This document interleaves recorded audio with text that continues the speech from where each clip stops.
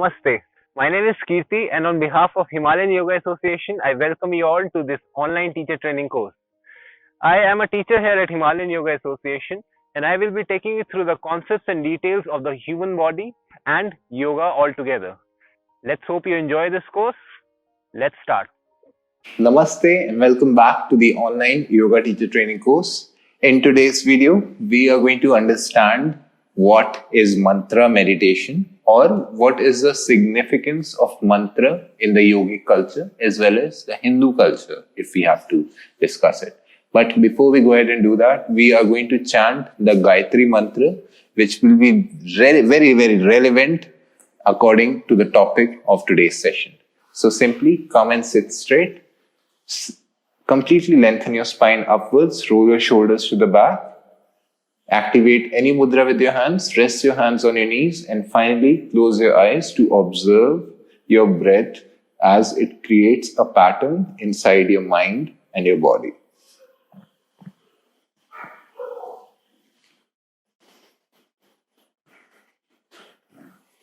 Simply allow yourself to immerse in the natural flow of prana moving in and out, and just breathe.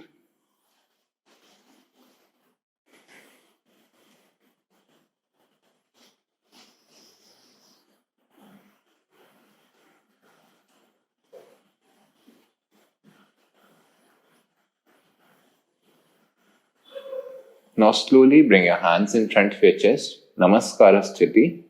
Touch the heart center with the back of your thumbs. Keep your eyes closed still. If you know the Gayatri mantra, you can chant it with me. Otherwise, you can always repeat it afterwards.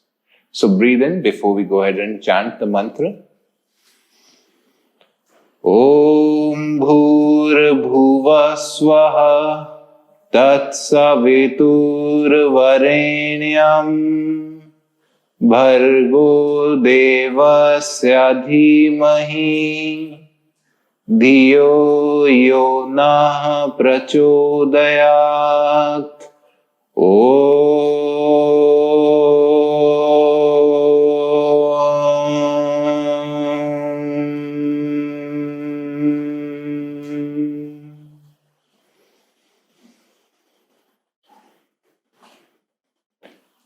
Having absorbed the vibration and effect of the mantra, let's start rubbing our palms and generate some energy between our hands. Before you open your eyes again, cover them with your palms so that you can transfer and absorb this energy to your eyes directly. Then you can massage your face, the back of your neck, and anywhere else you wish to transfer this energy to. Once again, before you expose your eyes to direct light, fold your palms, bow down to the fingertips and the universal truth with a few blinks. Welcome back. So, guys, as you must have been observing throughout the course, before the beginning of every session, we always chant some mantra. Whether it's this session, whether it's, Vinyasa, Ashtanga, any session in this course. And I do not know how many people have actually visited India before or have done any courses related to yoga in India, specifically in India. But you'll realize that everything in India starts with mantra. Everything that we do out here in India is just yoga, whatever there is.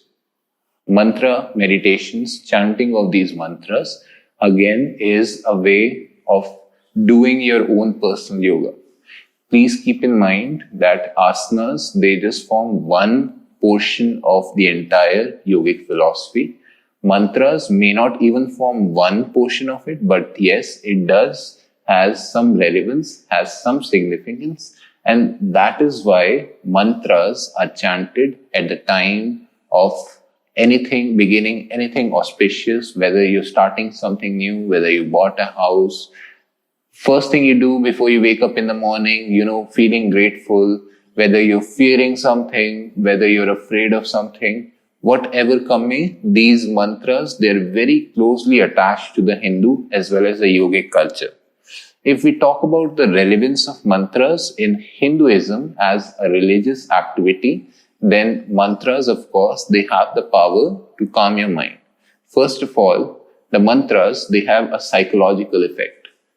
Being devoted to God and realizing that there is a higher power which is governing us. And if we pray to that higher power, it will help us or it will protect us from whatever calamity or whatever disaster is going to come to you or happen to you.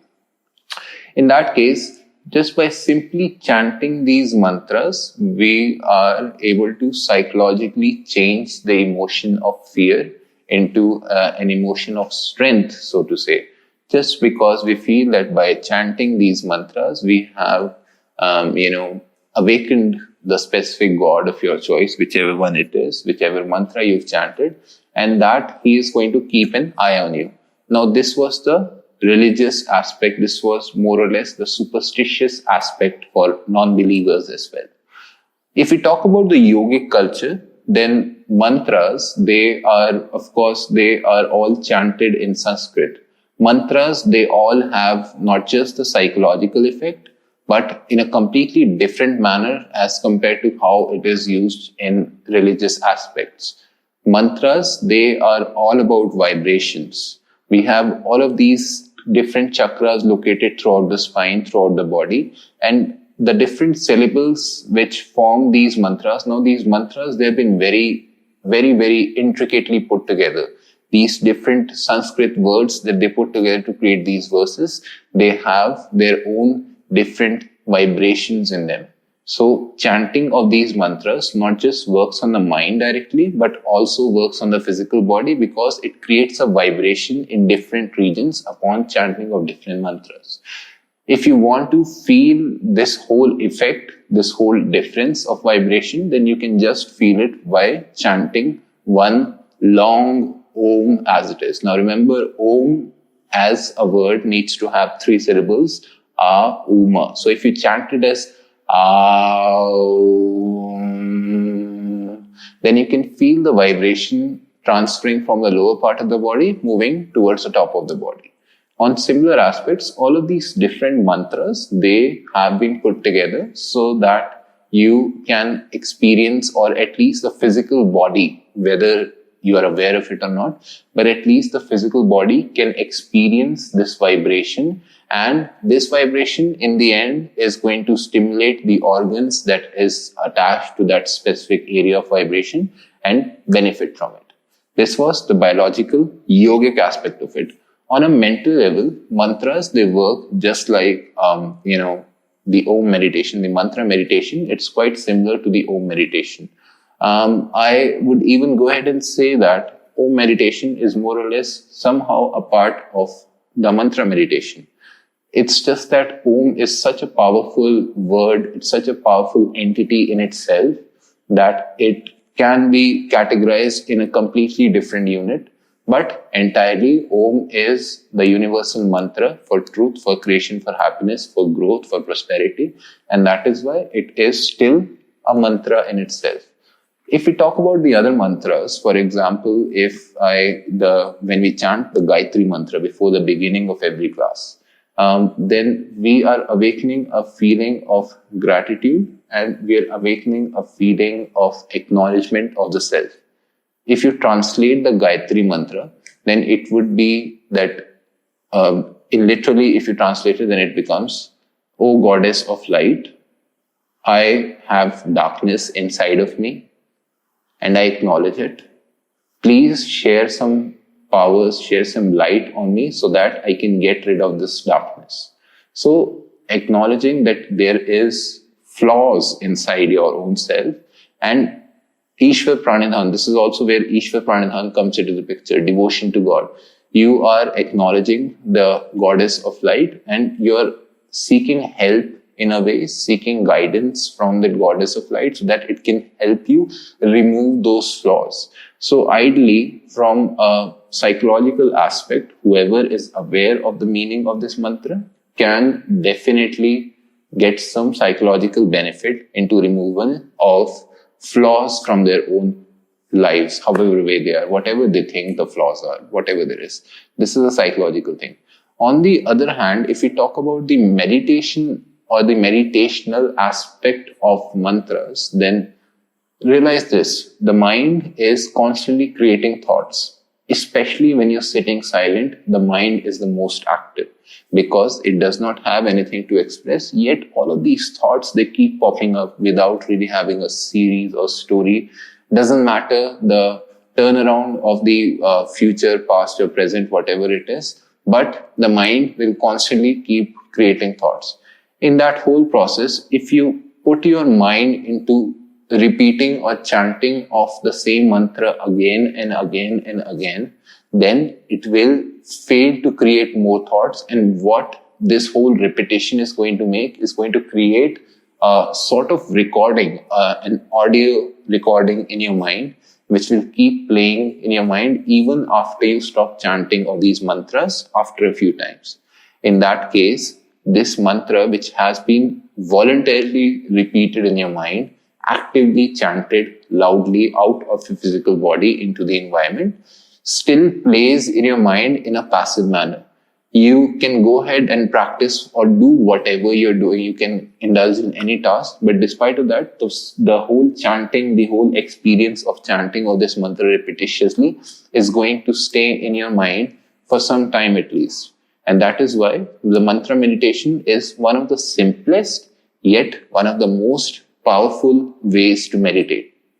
All of these ways, of course, these are especially effective for people who are complete beginners or people who complain that they cannot meditate or they cannot concentrate really.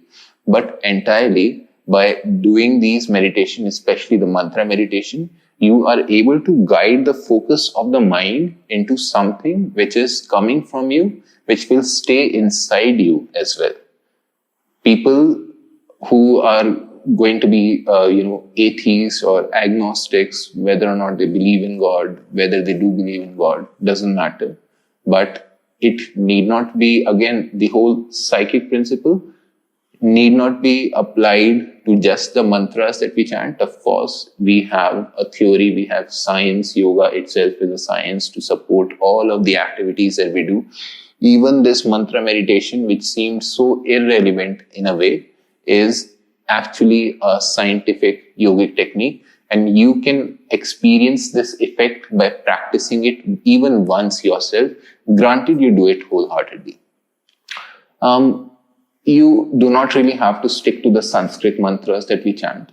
If you find connections to them, if you understand the meaning of it, if you are able to chant it the way it's meant to, with all the pronunciations correct, then you can definitely go ahead and chant it. You should definitely chant in Sanskrit no matter what, because the Sanskrit language in itself is yoga for the mind, for the body, for the tongue in itself.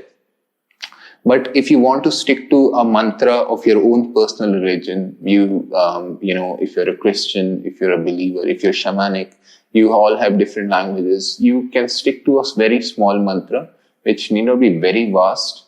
You need to memorize it and you need to keep on chanting it again and again in your head. Now, there are different ways by which you can do the mantra meditation. One, of course, is that you just listen to it. And it's pretty easy to understand how listening to something can become a meditative act, just like how we end up listening to music and it stays with you for a long time. The other technique is that you keep on repeating the mantra in your head without being very vocal about it. So you're continuously repeating this mantra in your mind, which will automatically leave some impact on the mind itself. This will be comparatively difficult for complete beginners. I mean, just repeating the mantra in the mind is pretty good pretty effective for advanced meditators. And the simplest, the easiest way to chant mantras is to chant these mantras vocally and loudly. The louder you chant, the more vibration you can feel, the more vibration you create inside your mind, inside your body, and the more effect it will have, at least physically and mentally as well. Apart from that, the benefits of mantra meditation are quite similar. Actually, all the benefits of all the different meditations are more or less same. when it comes to each other. They all work on the mind, they all work on the nervous system, they all work on the brain, they all work in calming you down, they all work in helping you get rid of these different problems. Depending on the technique of these different meditations, it will have one or two different benefits. But the great thing about mantra meditation is that you can do it anywhere, anytime, anyhow, whenever you're alone. Or if you're an advanced practitioner, you can even passively chant mantras and feel the effect. I'm sure if you're an advanced practitioner, you already know the meaning and relevance of mantra meditation.